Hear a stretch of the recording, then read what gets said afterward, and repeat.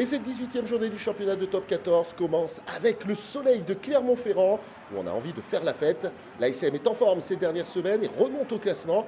Quant au Bayonnais, c'est une chute sans fin vers les places de fond de classement après 4 défaites consécutives. Le score est de 3 partout après un quart d'heure de jeu. Moment choisi par les Clermontois pour mettre de la vitesse et par Harry Plumeur pour faire un premier tour de magie. Un ballon au ras du sol qu'il ramasse. Il casse un plaquage et finit dans leur but. Premier essai du match pour l'ASM qui mène 10-3. Mais ces Bayonnais sont valeureux en début de rencontre et veulent coller au score. Le ballon part au large et c'est Manu Tuilagi, de retour de blessure après plusieurs semaines, qui vient pointer à son tour dans leur but. 10-8. Jamais les Bayonnais ne seront aussi près au score dans cette rencontre, car ensuite ça déroule du côté de l'ASM. On joue vite, on met beaucoup de précision. 1-2 entre Hamdaoui et Baptiste Jonot. Fischer qui passait par là récupère le ballon, mais derrière Tiberga le cafouille. Loa farçon Harlem Globetrotters fait une passe à une main. Et c'est Kylian Hamdaoui qui peut aller plonger dans les cotillons et faire un premier break pour Clermont qui mène 17-8 à la demi-heure. Et derrière, ça déroule pour ces Clermontois. Simonet lancé dans la défense. Et ensuite, Ratouva qui transperce. 1-2 avec Baptiste Jonot.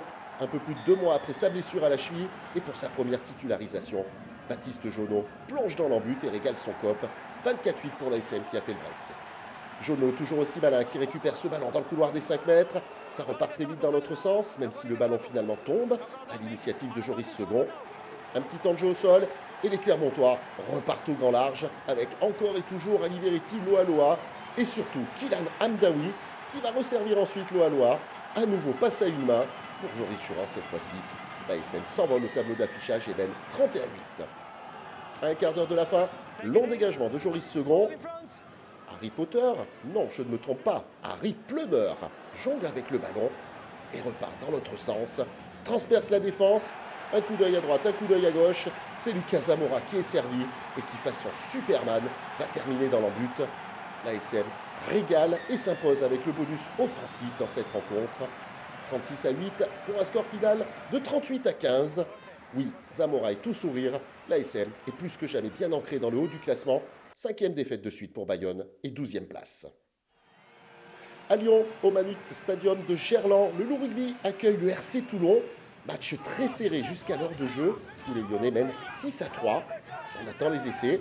Ça va peut-être venir, pourquoi pas, sur ce départ derrière la mêlée côté toulonnais, en blanc pour l'occasion. Baptiste Serin colle bien au ballon et ça repart au large. Un nouveau temps de jeu pour les avants. Teddy Bobigny qui passe au sol. Le bras levé pour M. Brousset. Et fort de cet avantage, Marius Daumont envoie le jeu au large. Le ballon part sur l'aile droite avec ce jeu au pied. Le rebond est ultra favorable. Jaminet le premier sur le ballon. Et derrière, ça termine à dame. Toulon qui pense peut-être bien avoir fait le plus dur avec cet essai qui leur permet de mener 10-6. Mais à un quart d'heure de la fin, c'est les Lyonnais qui vont se mettre au turbin juste devant l'entrée de l'embut. Travail des avants efficace. Même si ça tarde un peu, chaque collision permet aux Lyonnais d'avancer un peu plus. Monsieur Brousset marque un avantage. On va essayer encore une fois au ras de ce regroupement. 1 mètre de plus de gagné. Il restera un ballon à relever. C'est Thomas Moukoro, le pilier, ancien Vanté, qui franchit la ligne et redonne l'avantage à Lyon. 11, puis 13-10 avec la transformation. À 5 minutes de la fin, pénalité longue distance de Jaminet pour rétablir l'égalité au score, 13 partout. La dernière minute, et toujours cette faute tant attendue, elle va arriver sur cette action. Pénalité pour Martin Méliande, si ça passe, ça gagne. Et non, ça part sur la droite, on en reste à 13 partout. Match nul entre les deux équipes, un match nul qui n'arrange personne.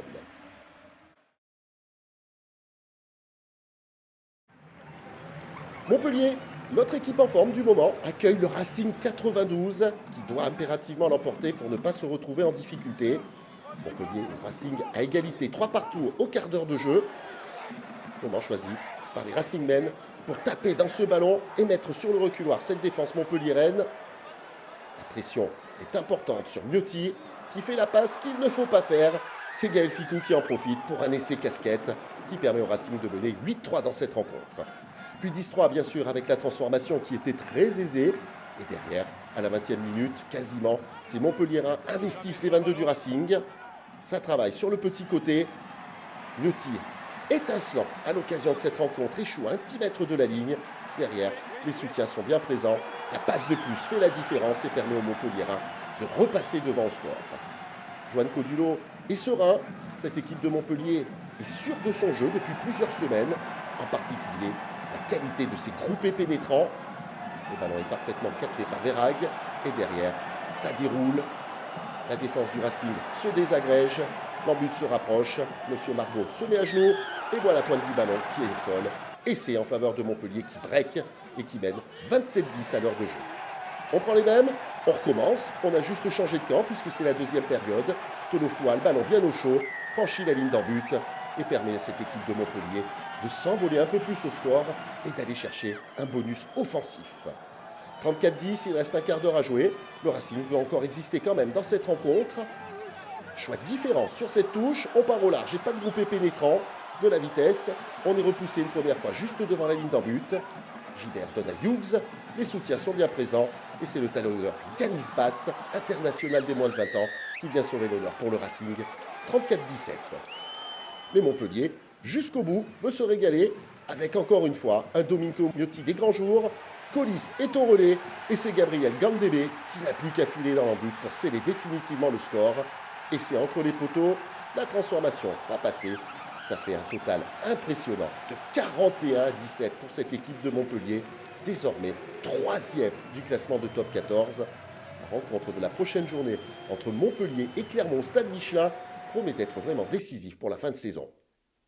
À Paris, plein soleil également pour la réception de Perpignan. Le Stade français dans ses couleurs traditionnelles roses qui met tout de suite la pression sur l'équipe catalane, coincée dans ses 22 mètres et qui se met à la faute. On joue rapidement du côté parisien et derrière, premier essai sans opposition ou presque. 5-0 en faveur du Stade français Paris. Puis 7-0 avec la transformation. À la mi-temps de la première période, on enchaîne.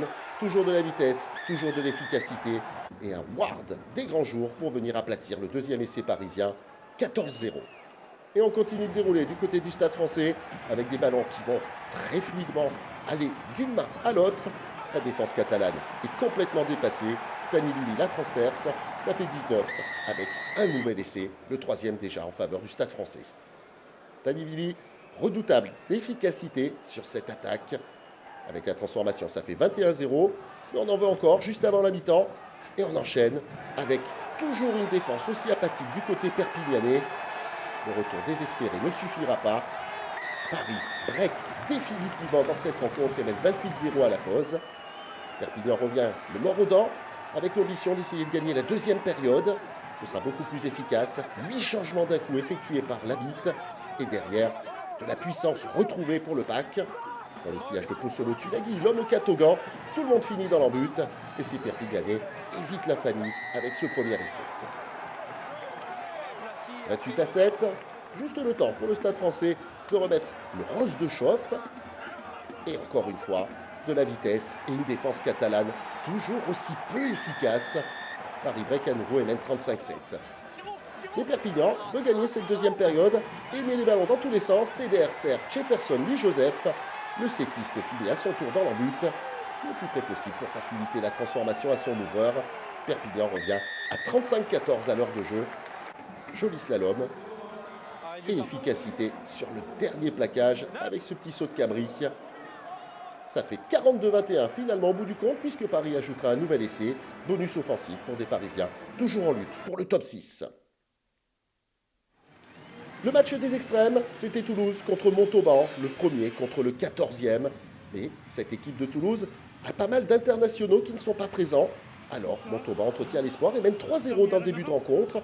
C'était juste le temps de quelques réglages pour ce Stade toulousain qui, dans ce jeu au pied de Léo Banos, va inscrire le premier essai. Dimitri Delibes va plus vite que Kylian Raguet et termine dans l'embut. Toulouse passe devant et mène 5-3 dans cette rencontre. Les Montalbanais qui reviennent à 7-6 finalement avec une nouvelle pénalité n'auront jamais été si près parce que derrière ça va dérouler pour Toulouse. La diagonale du fou pour Calvin Gourg et Olivier Roumat qui aplatit à plat dos. Ça compte et ça permet aux Toulousains de mener 14-6. À la 20e minute, le jeu est bien en place cette fois-ci côté Stade toulousain. Par assis sert Paul Coste. Les relais sont toujours présents.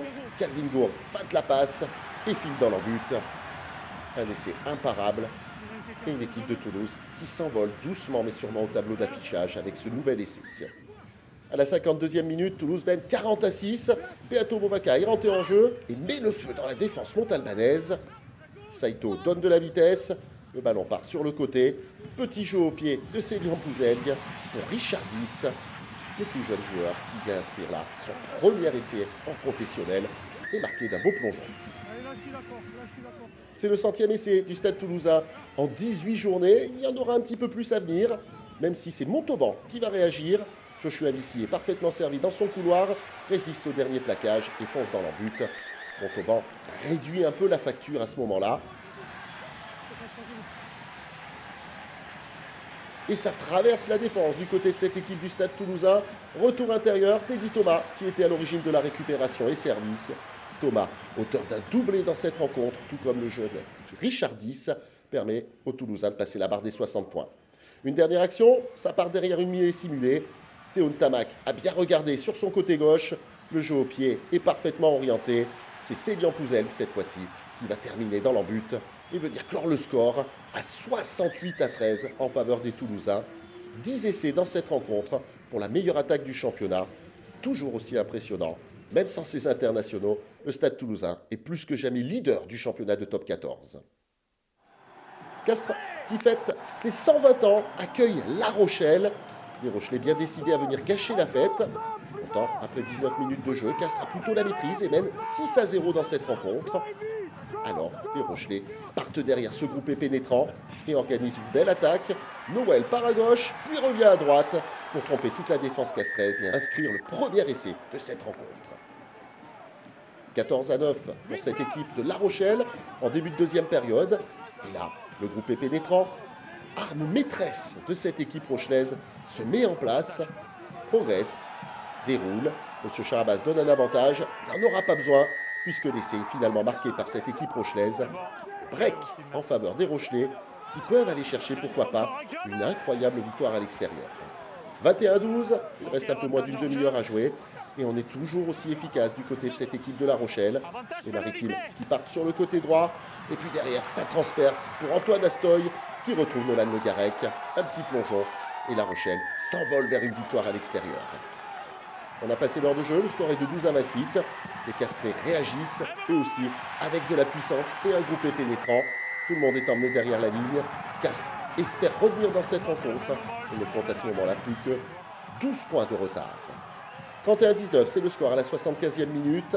C'est Castré qui pilonne, avec l'espoir, encore une fois, d'aller au moins chercher un bonus défensif. La défense de La Rochelle résiste dans un premier temps. Mais à droite, il y a des solutions. Et c'est Jérémy Fernandez qui vient clore le score de cette rencontre. 26-31, la victoire pour La Rochelle. Le bonus défensif pour les Castrés. Le feu d'artifice d'anniversaire est quelque peu gâché.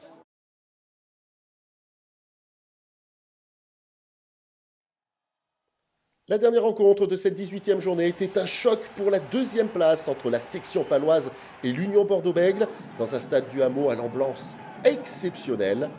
13 minutes, un score de 0-0.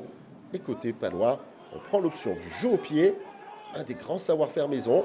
Grandidier, comme toujours, est le premier sur le ballon, mais Rayassi est le plus prompt pour le ramasser. Petit tour sur lui-même, passe à Lucu, et derrière, c'est Marco Gazzotti qui vient ouvrir le score et permettre à Bordeaux de mener 7-0. Et derrière, ça enchaîne Watt, qui est intéressant dans ce poste de centre, lui, l'habituel troisième ligne. C'est Grandidier qui relève ce ballon, qui avance et qui progresse. La ligne se rapproche et finalement c'est Nathan Decron qui profite de tout cela pour transpercer définitivement la défense et ramener Pau à égalité 7 partout. Le match est très serré, très intense. Les Palois viennent à nouveau dans les 22 adverses. Ça part sur le côté gauche avec un retour intérieur pour Aaron Grandidier. Un nouveau passage au sol et de la vitesse proposée par Dobagna. Watt joue les perces-murailles et finit dans leur but. L'ancien Aurillacois redonne l'avantage aux siens qui mène 17-12 à la 51e minute. Et Bordeaux existe encore avec ce départ sur la gauche de Larrague. Buros qui va plus vite que tout le monde et qui résiste au plaquage de Grandidier pour remettre les deux équipes à égalité.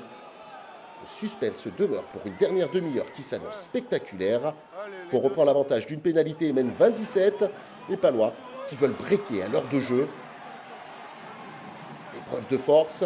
Robson qui part sur la droite et qui sert Grand Didier, qui n'a plus qu'à plonger dans leur but pour breaker. Pau s'envole et mène 25-17. Puis 32-17 avec un nouvel essai. Ces Palois qui veulent en finir et qui mettent encore une fois un excellent jeu au pied. Le ballon reste dans l'aire de jeu. On est à la 72e minute. Ce ballon traîne. Grand pont façon footballeur de la part de Rémi Sénéca. Il va plus vite que tout le monde et plonge dans leur but. Pau s'envole définitivement et mène 39-17. Et cette image, ce ralenti qui montre toute la prédominance, encore une fois, des Palois dans le jeu aérien. Pau s'impose 5 essais à 3 et 39-17. Les Palois toujours bien installés à la deuxième place du championnat de top 14.